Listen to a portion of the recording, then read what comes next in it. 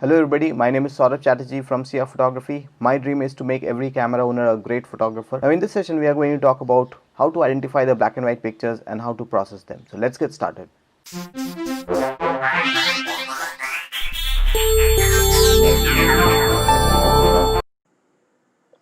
So I'm in Lightroom now, and I'm in the library module of Lightroom, and I have already selected the pictures which I feel will make some very nice black and white pictures, and I will tell you why I have chosen them. Okay. So this is my first picture. I go to the develop module and I want to work on this picture. Now there are some pictures which will look good both in color and black and white. So for example, this picture I like it in color and I would like to have it in black and white as well. So if I want to have these two versions of the picture, I would right click and create a virtual copy.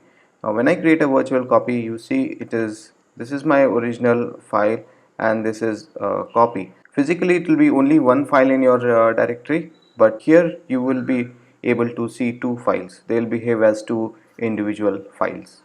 So I'm going to choose this one, and the reason I've chosen this picture is you can see a lot of lines in this picture, and that will definitely make a good black and white. So I am just doing the auto adjustments, increasing a little bit of contrast, maybe a little bit of clarity and dehaze, and then I go to the black and white panel. Okay, so I press V is the shortcut which takes me to the black and white panel, and you see the moment I press V, it starts looking so amazing.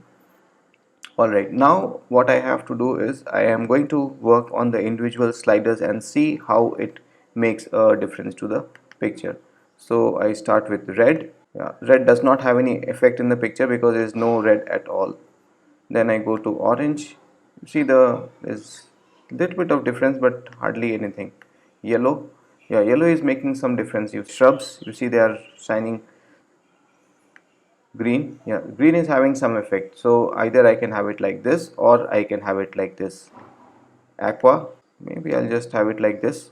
And blue will have a lot of effect, so I can either have it like this or I can have it like this. Okay, maybe I'll just have it like this. It's a personal taste, you can do it based on your requirements. Okay, how you want the picture to be. Then I go to purple. Purple does not have much effect. I'll just reset this.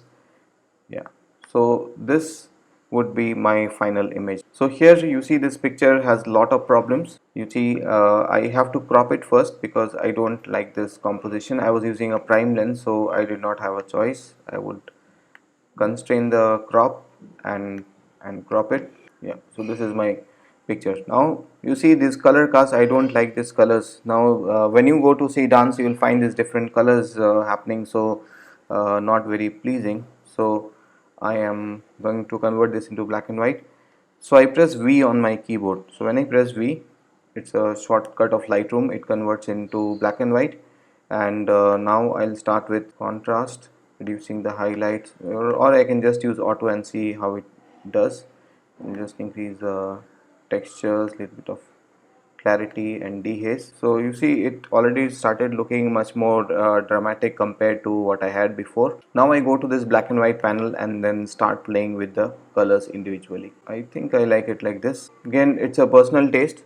Okay, you can do it based on how you want the picture to be, but it's good to do it this way because you see every color has a shade of gray. So I'm doing the green, or if that color is here available, then it will have some impact on the picture. You see blue is having a huge impact on this picture. I can either have it like this or have it like this, so you can choose how you want the picture to be. Purple, maybe I'll just leave it like this. Magenta, I think this is pretty much good enough, so I'll just increase the shadows further so that this part is visible. So this is how my final processed image will be. This picture, you see I have a nice subject, and definitely this will look good in black and white because you see this is architecture and this is makes me feel little nostalgic. The person is sitting in front of this old building in Hyderabad. So I'm just going to use auto, and you see this is what I get. Okay, so I'm just going to increase the exposure a tiny bit because I want the face of the person to have right exposure, and I'm going to use this radial filter. I'm just going to put it over this, over the face. I'm going to reduce the exposure so that the person's face really stands out. And then you can just play around with these tools and see how best you can use them to your advantage. Okay, so you again need to think that I mean, nobody appreciates too much of sugar in tea, so you have to find the right balance. Okay, so now I go to my black and white panel and see if this makes any difference. Okay, so you see, as I'm doing the red, there is an effect on his face, so maybe I'll just have it like this, orange. Okay, so maybe something like this, and yellow. So yellow is affecting the background. Maybe I'll just have it like this, green. Okay, so I'm just going to increase this because you see it is giving some dimension to his cap. So I can either have it like this or I can have it like this. I will probably leave it like this. Then I go to purple and then magenta. Yeah, so probably this is close to my final image. Maybe I will increase the contrast little further. Okay, now I go to this next picture. So this picture, there is nothing about colors in this picture. You see, it is definitely meant to be a black and white picture. So colors can be little distracting. There is a blue cast also here, you can see, which I can remove, but it still does not do justice to the picture. So I press V on the keyboard and you see immediately the picture starts looking good. Now I am going to just play around. Maybe I'll just press auto. No, auto looks very flat, so I'll just have it like this. I'll just do a little bit of the clarity and dehaze. Dehaze probably does not work really well here, so I will have it like this. And let me just quickly play around with this and see if it makes any difference to the picture. I can add little bit of grains to this picture to make it look little nostalgic. If I go to effects and I go to grain, I just increase the grain little bit. So this will be my final image. This picture underexposed. I just expose it correctly now. You see that it has lot of colors. This warm color of the light is falling here, and here color can be color is a little bit of distraction. Here this blue polythene and this very colorful, so this is taking away my attention. I would press V and you see immediately now your attention is going to the face. Now you see I've already did little bit of this, just increasing little bit of contrast, clarity. You see immediately the picture starts looking much better. Then I go to the BNW and see what I can do. So I can either have the calendar like this or like this. Maybe I'll just leave it like this. Orange, again orange is having some effect. Yellow, I'll just keep it like this. So in this way you have to work on the individual sliders and see how it makes a difference to the picture. Purple, maybe I'll just increase it because it is giving some depth. Okay, this is what I will do to this picture. You can see a before and after. I press backslash and you will be able to see the before and after. If you use Y, it will show you the before and after on the same screen. Okay, now this picture, you see that this yellow is very distracting. You see this is taking away all my attention. I press V and you see immediately the picture starts looking good. I'm going to crop this picture a little bit so that I'm able to see the lady's face really prominently. Now you see this part is attracting a lot of my attention while I'm not able to see the details of the face. So I'm going to B and W and I'm going to start working on the picture. Okay, so you see when I do the red, you see it is bringing out little more details. It's making it little brighter. Okay, and even the orange. Okay, I like it this way. You see how the background has turned dark because of this blue. Maybe I'll just, you see it is affecting her clothes because maybe she's wearing blue. So but if I do like this, then it's like one single block, but maybe I want to see a little bit of textures, clarity and textures, dehaze. Alright, so this is what I'll do to this image. So if you can see the before and the after, so it makes so much of difference. Okay, this is a before and this is a after. So if I want to see the before and after in one screen, the shortcut is Y. Alright, so let me go to the next picture. So this picture, it's a beautiful architecture picture. You can see a lot of strong lines and the railing, so that's why I would definitely like to see it as a black and white. See, the colors can be little distracting here in this case, though I like it like this. But you see the moment I press V, it starts looking, in my opinion, I can see the lines very clearly. Okay, so I'm just going to see how it makes in black and white. So I'm just going to start with red, making some difference. Orange, see, orange will make a huge difference because that's the color of the wall. Okay, so it's making everything a little dark, so maybe I'll just leave it like this. Yellow, okay, yellow is also having some effect to the picture. Green, almost nothing. Then you have aqua, almost nothing.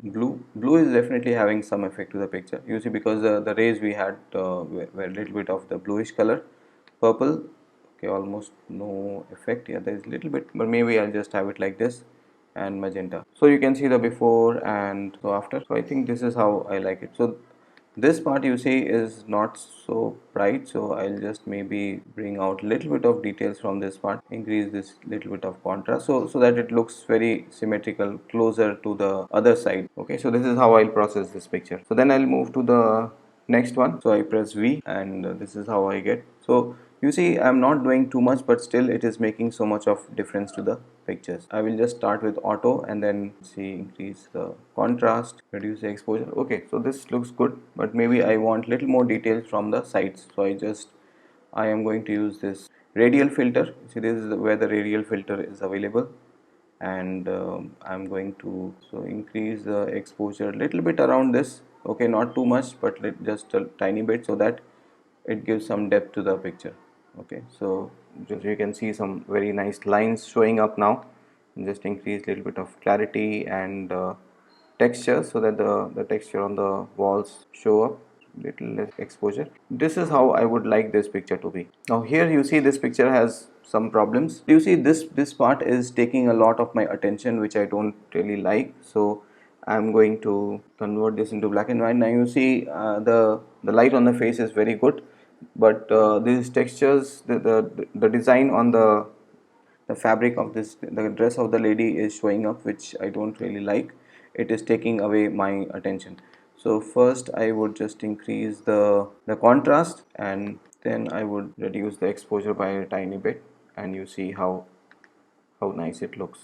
Now this is the last picture I'm going to work on, and you see there's a lot of lines in this picture, and this will definitely look much better in a black and white. So here I press auto, increase the contrast a little bit, increase the texture, clarity, so these things, and then I go to the black and white panel. Orange has a lot of effect in this picture. You see it can either look like this or look like this. Maybe I'll just have it somewhere like this. Yellow, maybe I'll just have it like this. Green will have a lot of effect. I can either have it like this or I can have it like this.